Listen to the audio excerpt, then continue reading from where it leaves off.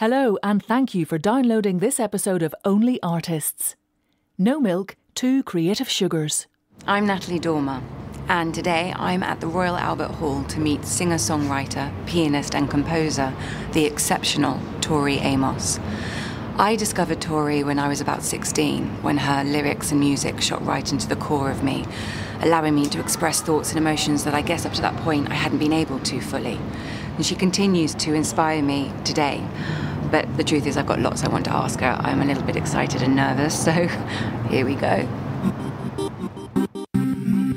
The actor Natalie Dormer meets the singer and songwriter Tori Amos. I'm very emotional, really, being at the Albert Hall, because I've never been in the boxes. I'm always backstage. Yeah. And so I've never been in the hall. And it can be overwhelming. The euphoria that people have felt sitting in these seats for over a century listening to music. Yes, and possibly the grieving too. And the grieving too, the ups and downs. Natalie works on stage, film and television, where her roles have included Anne Boleyn in The Tudors and Marjorie Tyrell in Game of Thrones. She also co-wrote the screenplay for In Darkness, a psychological thriller. In order to fill the room, and this is a big room, you have to plug into a voltage. Tori was born in North Carolina and released her first solo album, Little Earthquakes, in 1992. It has sold more than 2 million copies around the world. She has released 14 more studio albums, winning 8 Grammy nominations. Her musical, The Little Princess, premiered at the National Theatre in 2013. The conversation begins in a box in the Albert Hall, moments after an organ recital for an audience of school children. I played here in, I think, October, and Natalie, honestly, I had the worst rehearsal I've ever had in my life. Really? Yeah, I was so emotional. And what was that to do with, Tori? I think it's the first time I've played here where I couldn't call my mother and speak to her because she had a stroke several months before that. So it was the first time I ever played where I couldn't hear my mother's voice. I see. And so I couldn't connect with the ghosts and the energies that have been in this amazing place because I was overwhelmed at the time. During your rehearsal, you felt like you couldn't connect. Yes. But when you walked on stage for the performance, there was a shift backstage in the little room I always ask for. I don't ask for the big room. They always try and give you the big room. Big room. And I don't know if it's because of that crazy song, Professional Widow Gotta Be Big, but I said, no, please give me the little one. Because, 96 was the first time I played here. And that's before I had a daughter. Mm-hmm. That's when my mother would sometimes tour with me. Mm-hmm. And so much has happened.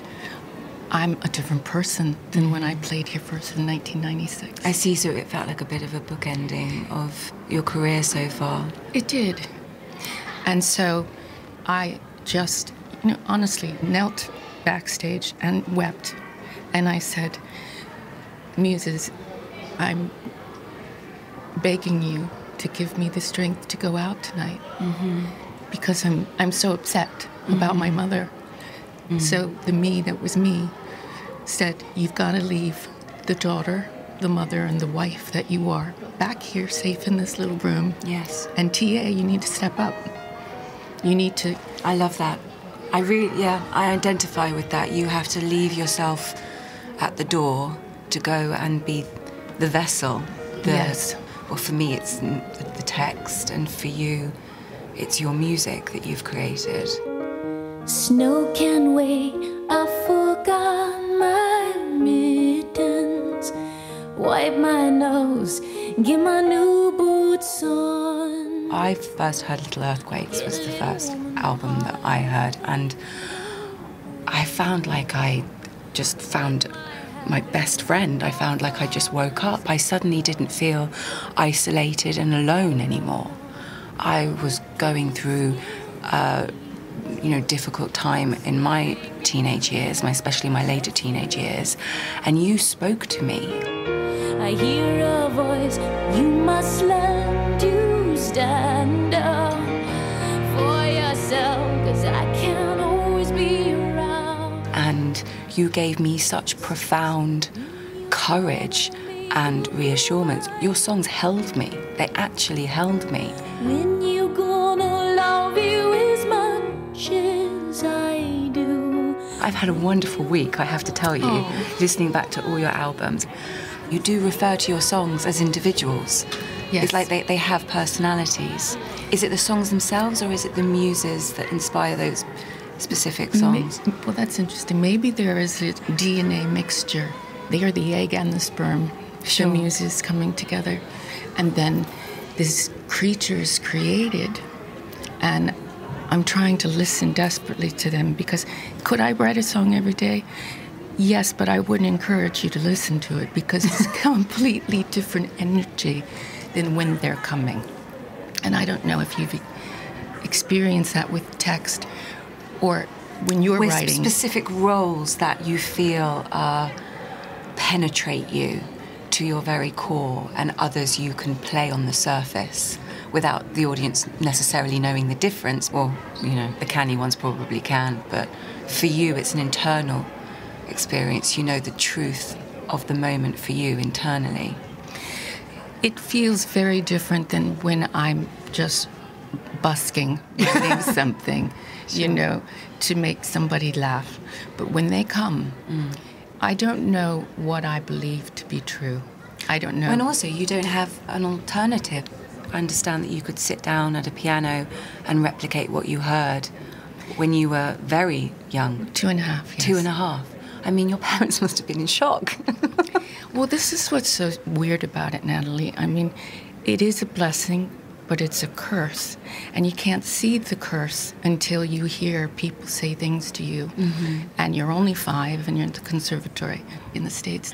It was the Peabody Conservatory. Sure. And they're saying, if only I had your talent, I wouldn't waste my life like you're wasting it. And I'm just saying, I just want to watch Scooby-Doo.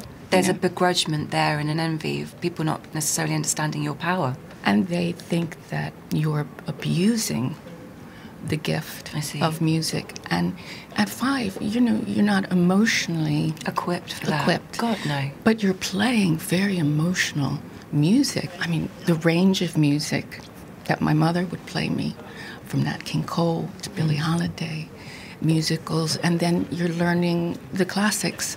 So that was pretty heavy emotion. And you famously rejected that structure, that authoritative judgment on you. You left when you were... 11. So I lost my scholarship. Because you didn't want to play ball within the confines of how they wanted you to use your talent. I wanted to be a writer, a composer of music. I was never going to be able to play like some of the people in the practice rooms. Mm-hmm. They would play 8 hours a day, this music that existed already. And I wanted to write the music that reflected the times that I was living in. Mm-hmm. I said I wanted to study more about the Beatles and what they're doing in contemporary music, and they said the Beatles won't be around in 30 years.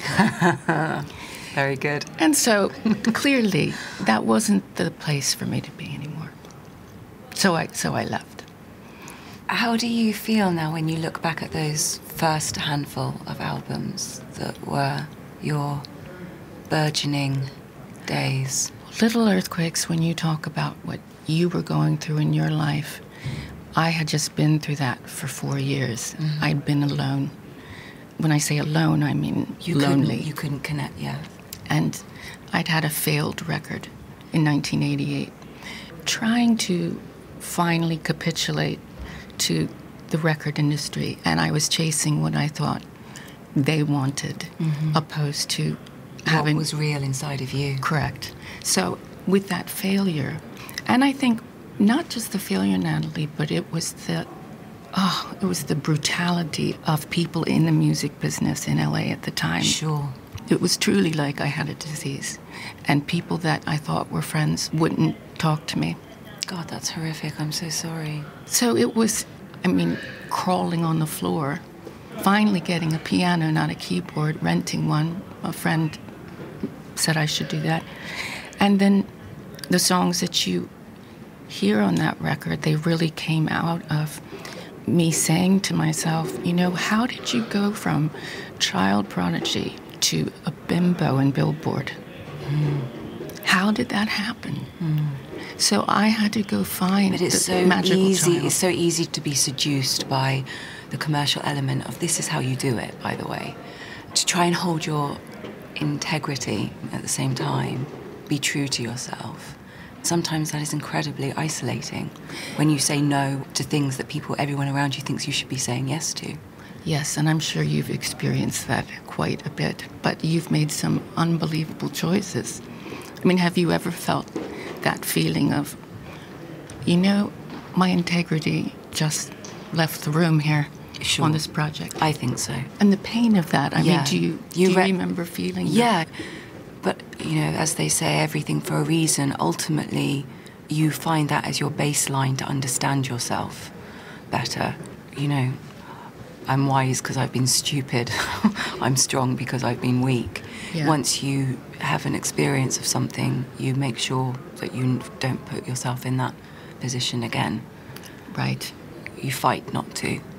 Well, when you have success with an album, the Suits or the Boys Club, and there can be women, as you know, in the Boys Club, are trying to get you to repeat to replicate it's what you did. Yes, of course.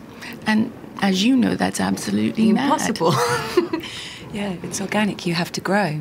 I'm curious about in your business if you've had to... Oh, it's the same. Of course it's the same. You get offered the same role in a different guise.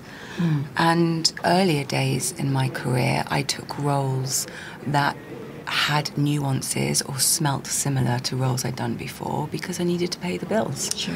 And I tried as much as I could to be discerning in, well, it's for this particular director, which will be an incredible experience. So I really believe in the script, even if my role isn't that large. And still to this day, I say, what do I want out of this project? I take it on a case-by-case basis. Never was a cornflake girl. Thought that was a good solution, hanging with the raisin girls. With every record, it didn't matter what it was. They wanted me to do one in the past.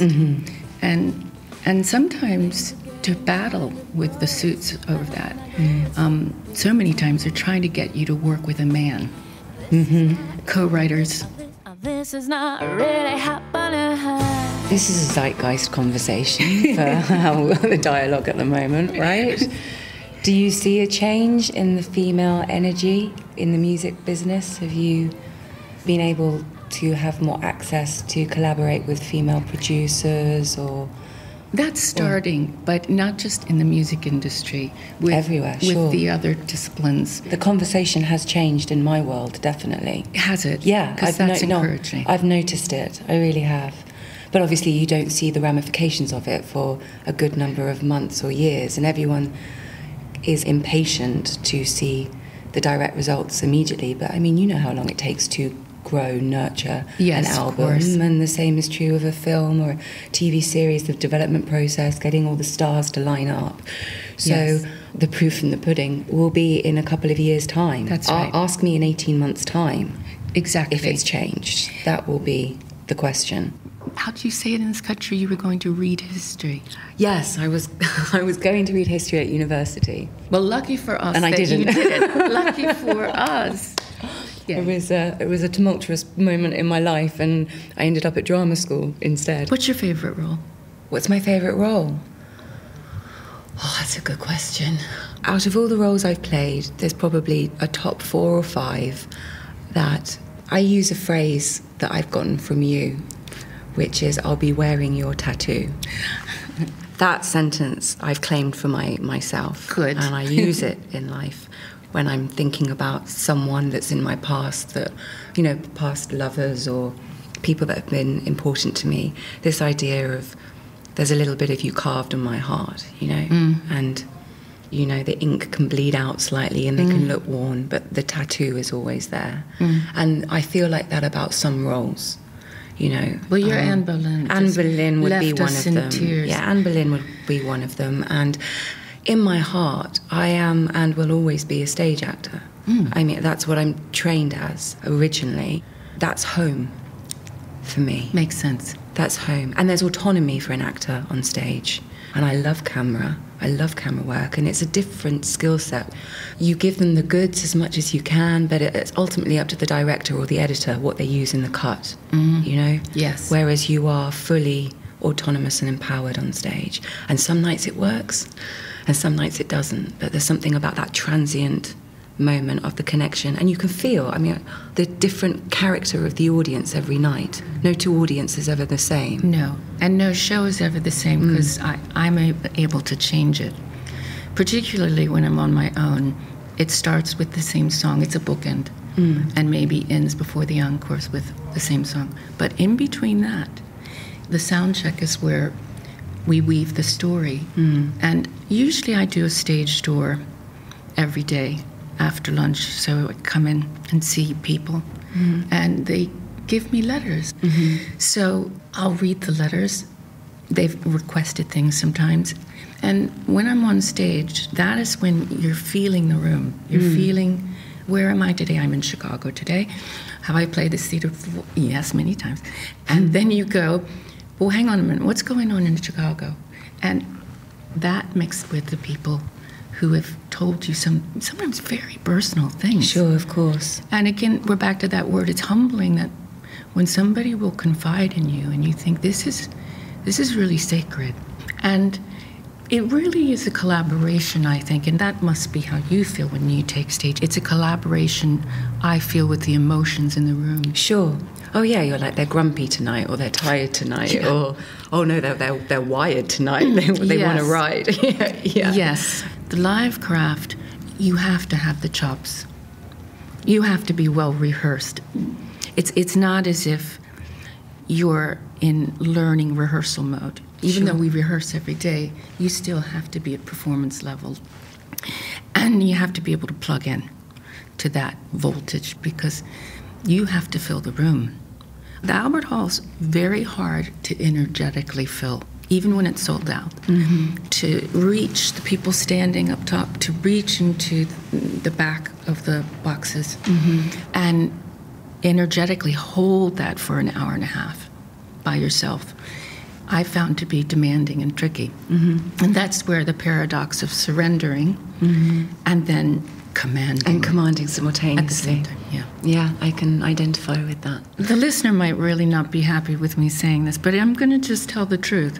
If you really thought that the Albert Hall in October was out of this world, then that's because of you. You who were there. What you bring to the table. But then if they think that they've had a terrible show, well, you know, if you're on a certain level, I've been playing since I was 2.5. I'm 54. You know, there's a level where it's, I don't know if it's terrible, but that's them as well, too. It's a collaboration between us. No, I understand that. It's sort of the subjective response that you have to what you watch. People, you know, because I get asked that question in press a lot. It's like, how do you want people to feel when they watch this film or they watch this TV show, or how do you want them to feel?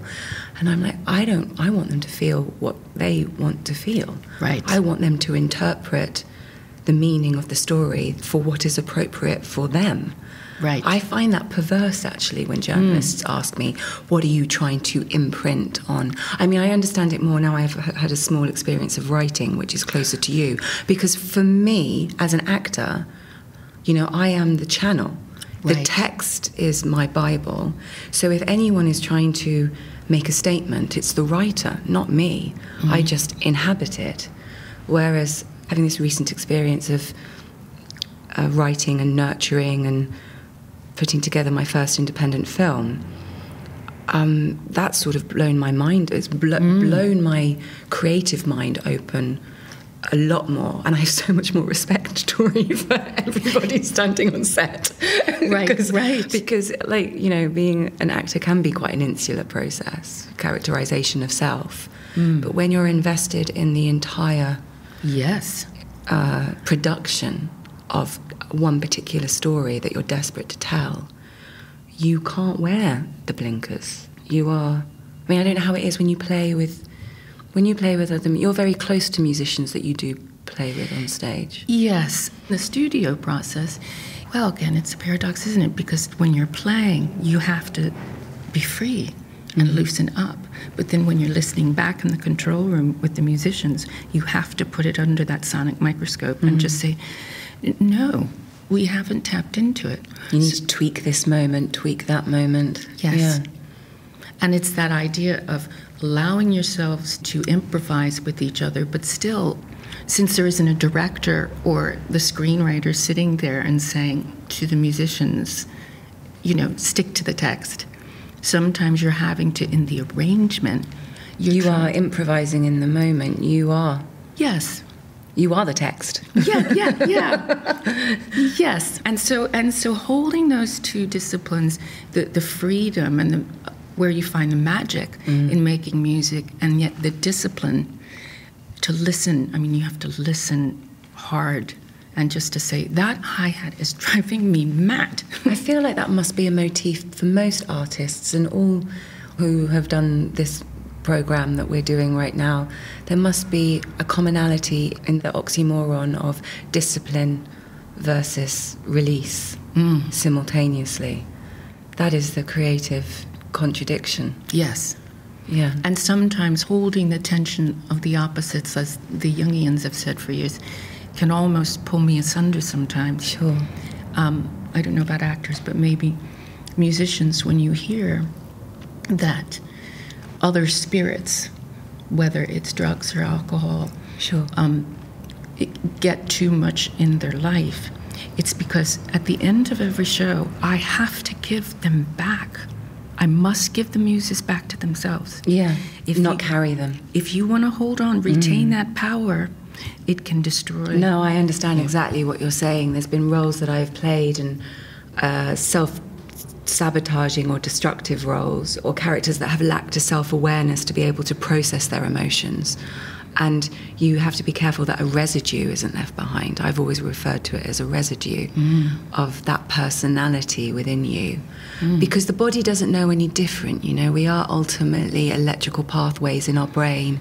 And if you play tense or scared, your shoulders will hold that tension in your muscles. And your muscles haven't got the memo that it's pretend. Right. I hadn't thought of that. So you have to ease it out. And that's why, people think, oh God, actors listening to them and their yoga and their, everything. But there's a reason for it. It's like physically as well as metaphorically massaging out the drama. That makes sense. So how do you clear it? When you have time to yourself that isn't mother, daughter, wife, what is the personal activity of Tori Amos that's not music? Well, the recreation. I have a song, Tash and I sing it all the time. Why can't I lose weight while reading? Because it's not fair. But I love to read, and also be quiet. If I don't have to talk, I'd rather not talk. I'd rather listen. I understand. I'd listen to you all day in your beautiful accent. Oh, thank you. Yours too. I understand. I like to go and take the dog for a walk on my own for 90 minutes. Songwriting, the most important thing that you have to do is listen. Listen to people. Listen to stories. Listen to emotions. That's acting too, Tori. Really, it is. It really is, listening. And it's what's often forgotten. That's when that's when you call BS on yourself, is when you realise you're in the middle of something and you realise you're not actually listening properly. Right. So tell me about the film that you were writing. It's called In Darkness, and it's a psychological thriller set in contemporary London that I co-wrote with the director, Anthony Byrne. And, we started writing it back in 2009, and the genesis of it was, for me, a frustration at the lack of, as I saw it at the time, fully fleshed out female protagonists who had flaws and foibles that were just three-dimensional in a way that we completely take for granted that our male protagonists are. Right. And what's been so encouraging is that, during the 7 years it took to draft it, redraft it, find the producers, find the financing, get the talent schedules to line up and do it, is that the conversation has changed so dramatically in our world. In our world, and what we need in representation of gender parity, but also just being able to watch an anti-heroine, Sophia, who is the character I play in Darkness, who's this, you'll laugh, a blind pianist who hears a murder in the room above her in her apartment, a woman that does not necessarily all the best things, but for the right reasons. Look, I'm standing naked before you. Don't you want more than my sex? A lot of your songs are stories. Well, Does it feel like that to you? I've tried. It's kind of like trying to figure out what the song being story is. And sometimes she'll only show me a 2-bar phrase, and I'll have to go sometimes 7 years. Really? It can be that long in its gestation? And some do come in a few minutes. There was a song Leather that came in a few minutes. Absolutely. Leather was a few minutes, was yes, she was. That's all it took. Love isn't forever, and it's not the weather. Hand me my leather. I think it was Tom Waits who said, when they are coming, you just feel like saying, not while I'm driving on the 101, why now? But when they come, you have to grab it. You really have to grab it, because, I'll forget it. Yeah, sure. I can't just tell them, can you come back in 20 minutes? You have to pull off the freeway. You got to do it. And get your, did you get your pen and pencil out, or your... In the old days, I wrote on bills. Paper envelope bills. I just carry them with me. Anything that you can jot down on. Yeah. And so... do you think you would write again? Did you enjoy it? I did enjoy it. I enjoyed it very much. I was co-writing, so that brings its own wonders and pitfalls. Yes. But yes, I would really like to explore that capacity within myself again. Yes, I really would. I think you would. And then to be able to play. And then to play it, yes. And then I would be closer in the full process to what you do. And then maybe in 2 years we're going to see Natalie with her writing piece and embodying that. I'm feeling a shift, which is what a welcome shift. People want to hear a variety of stories. Tori, thank you so much. Thank you, Natalie. I can't tell you this is really, honestly, a milestone for me to meet you. It really is. Well, me too, for you, because you've been in our life since your first movie. And when Tash said to me, we're really going to see a lot of her, Mummy, I said, I bet you're right. She's fantastic. And here you are. You've got a lot more to do, and I've got a lot left to do. So I'm sure I'll meet you here. I'll meet you here in 5 years' time. Absolutely. We'll listen to the organ again at the Royal Albert Hall. Perfect. Only artists. Go on, grab another slice. There's plenty over at BBC Radio 4.